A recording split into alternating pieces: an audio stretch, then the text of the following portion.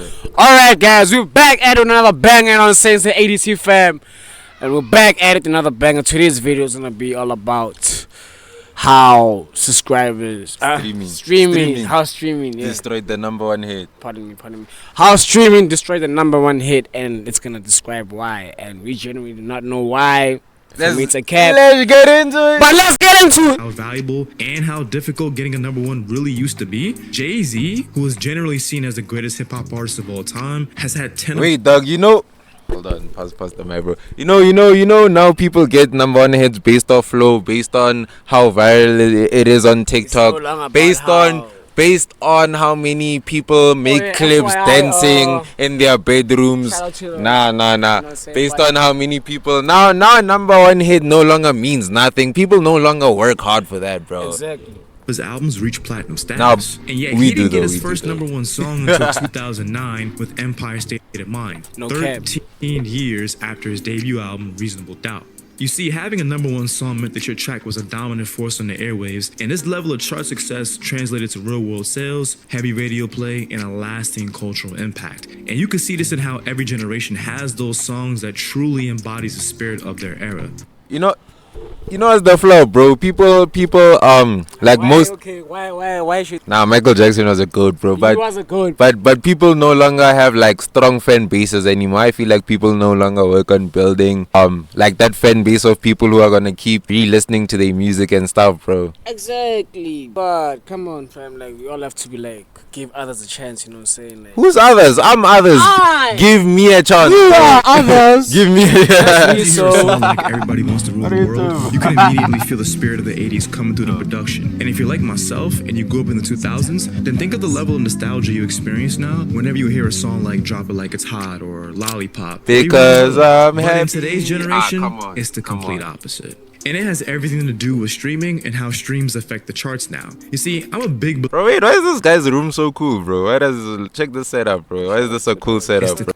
Check, bro, you got them. This guy's eating you. Guys, subscribe, please, bro. And it has everything to do with streaming and how streams affect the charts now. You see, I'm a big believer in the idea that stats need context because anybody can selectively just list off. Did you watch the Olympics? Yep, I did. Did you? Nah, I also didn't watch the Olympics, bro. Different numbers and to spin whatever narrative they feel like. And it's not until you paint the full picture that you can really have an accurate judgment of what you're actually looking at. And on some hate, I don't even like discussion. That's that discussion. Discussing. I don't like discussing music with some of y'all because a lot of y'all get fooled by media propaganda to believe that a song that gets a lot of streams is inherently a great song because it got a lot of plays. No, Kizzy. Views as literally songs, and I know people say, oh, numbers don't matter. There's literally songs of views that have 1 billion plays on Spotify. These are not like, how is that not a good song? Wait, bro, do you think views equals the song being good, bro? Hell no. Nah, Section Eagle, Yellow, the album, for instance, it's underrated. Y'all niggas don't even know what type of bars that nigga spit. And it's underrated, and y'all niggas still do not give a nigga some. Man. He's undercover.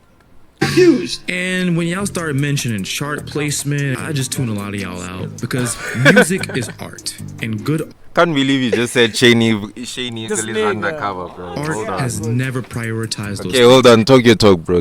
But just careful, dog, careful. He's undercover because his music.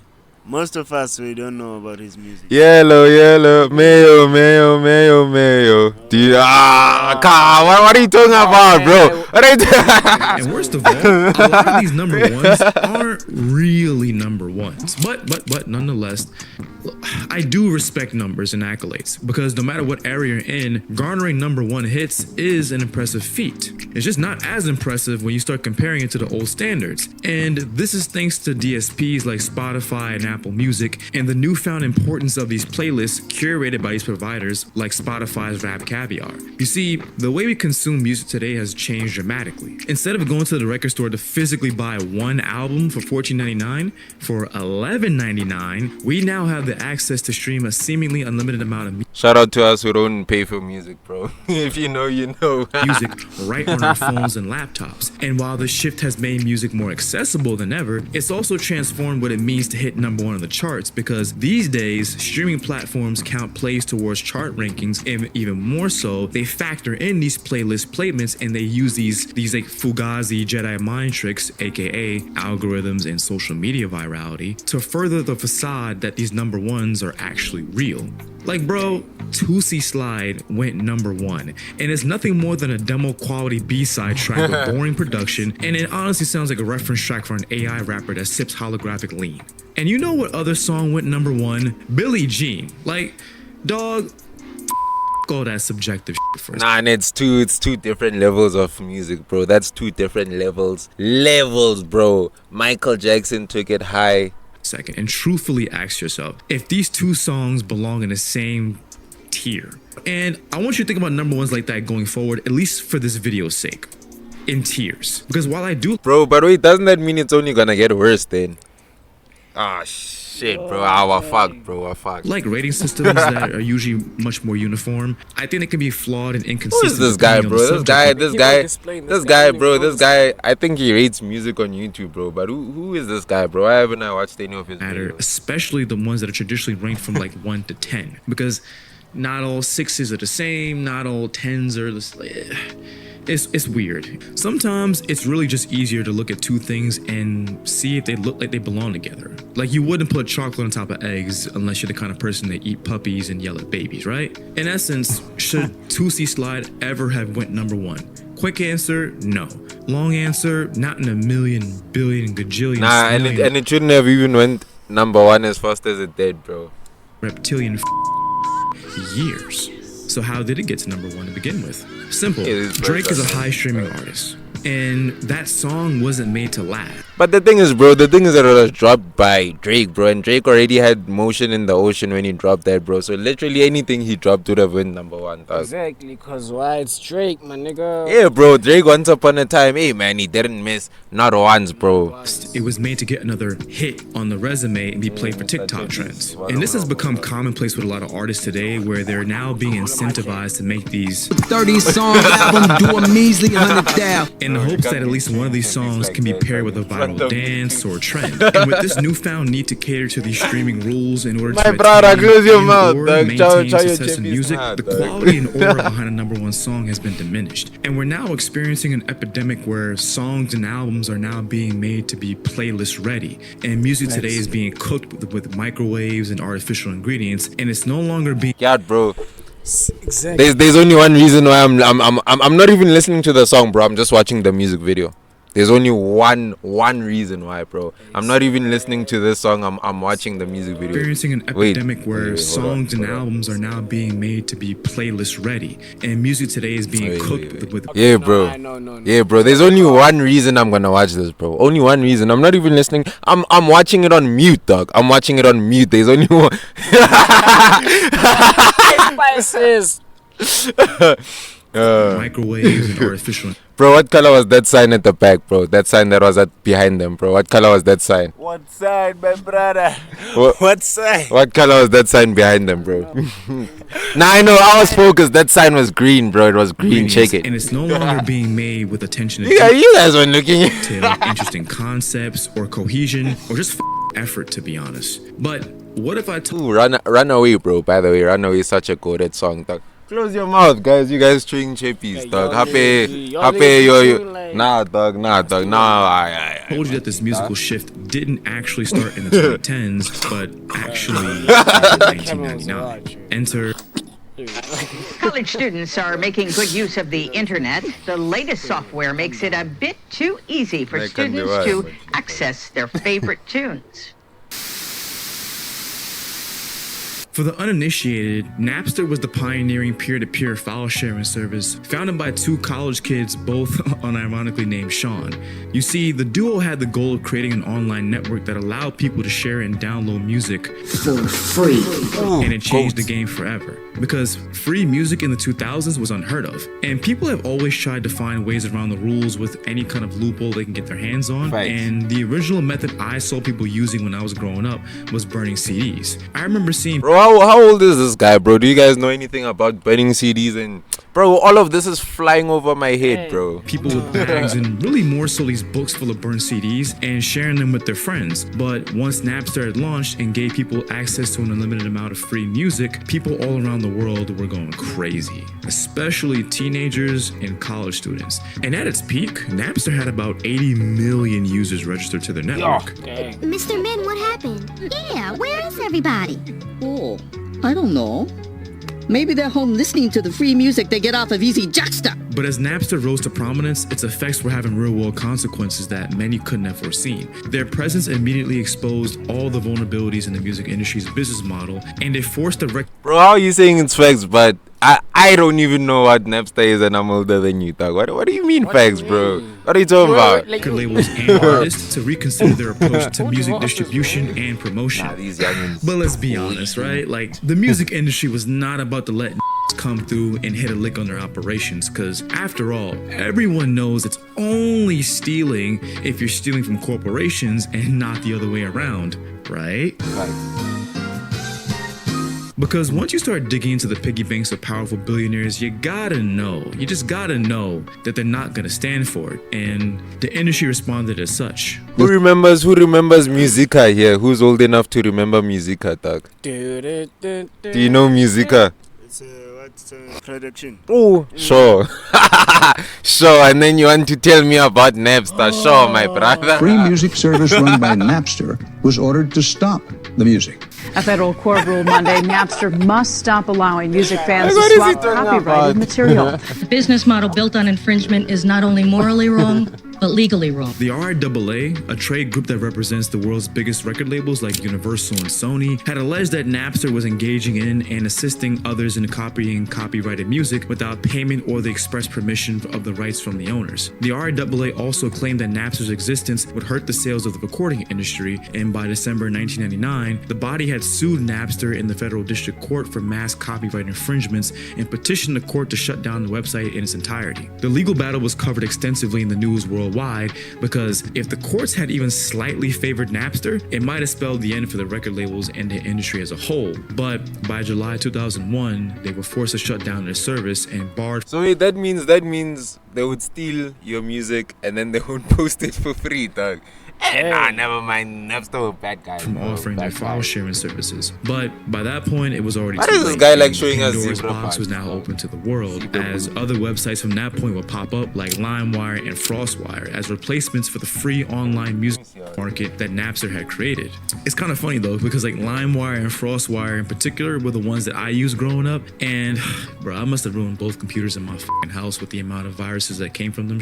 But hey, at least I was able to listen to Live Love ASAP on my little iPod Touch, so I don't have any regrets. Do you know that album? I don't even know that album. I won't care, bro. Nah. This nigga's old. Yeah, maybe you know it. Do you know it, Dali? Nope. Nah, I'm kidding though.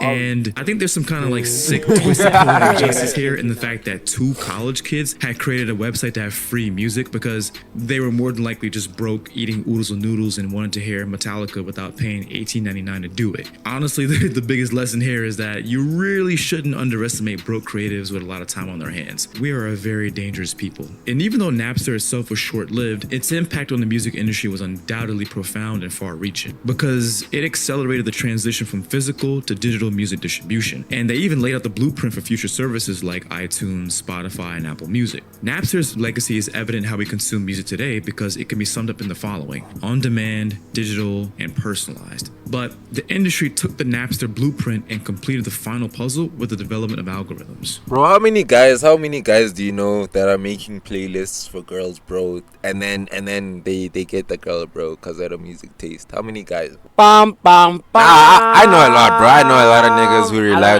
on the playlist, bro. I I don't know none of them. No cap. I feel like they all.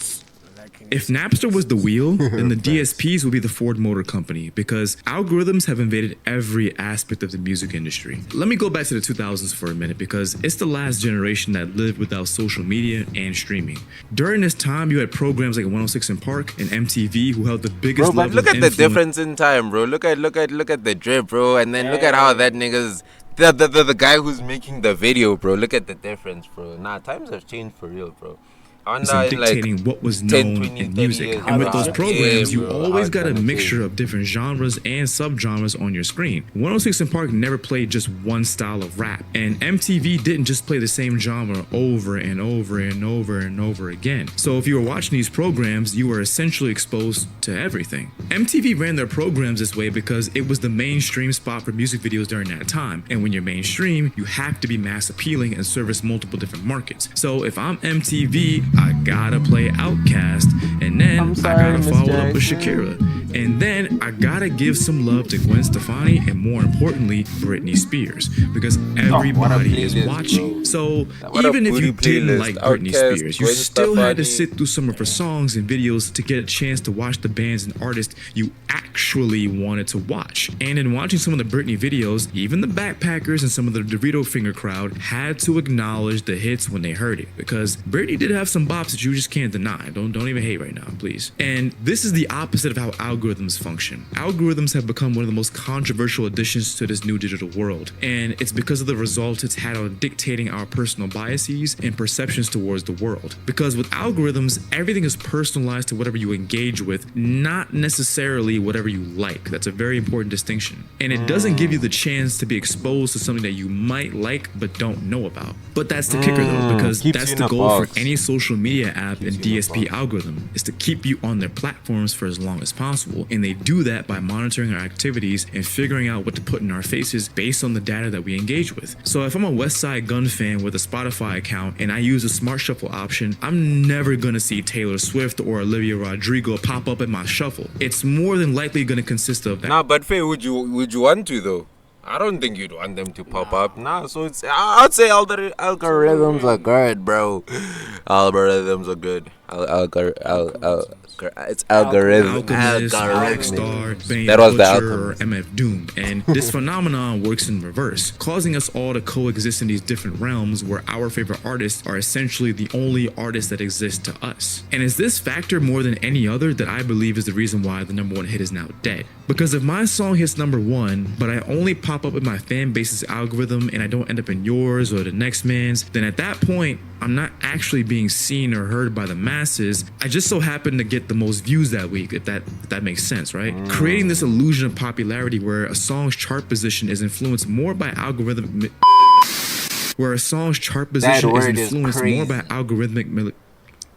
algorithmic. Creating this illusion of popularity where a song's chart position is influenced more by 1 hour later.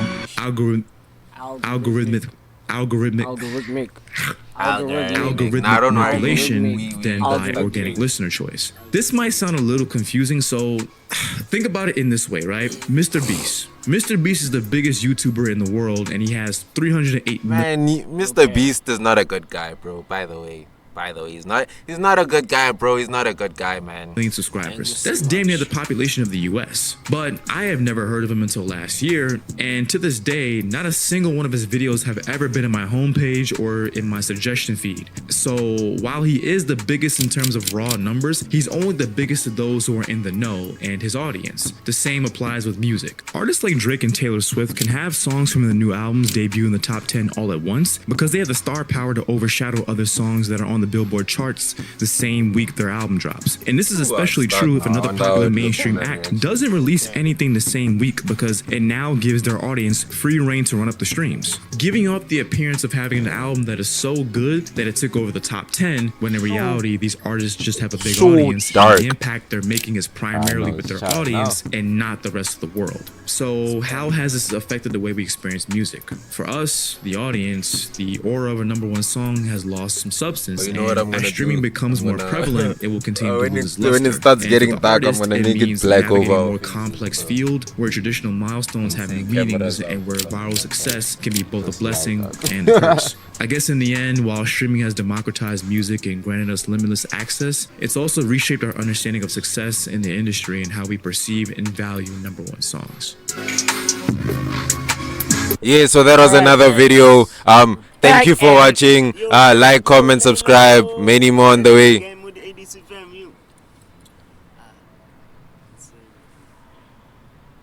Like, comment, subscribe. You know More what I'm saying? videos on the way. Let's go.